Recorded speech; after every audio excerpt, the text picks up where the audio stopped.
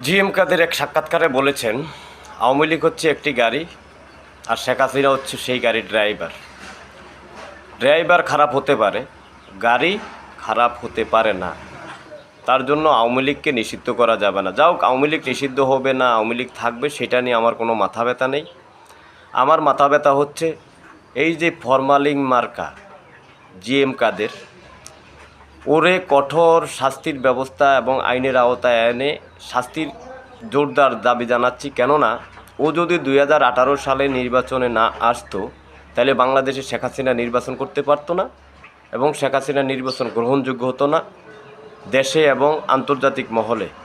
কিন্তু এখনও জিএম কাদের বাংলাদেশের মাটিতে কিভাবে এরকম উস্কানিমূলক কথা বলে এবং বিভ্রান্ত ছড়ানো কথা বলে, এই জিএম কাদেরের মতো এরকম কুলাঙ্গার দল, আমি কই শেখ হাসিনার দোসর, ওকে শেখ হাসিনার দালাল বলি।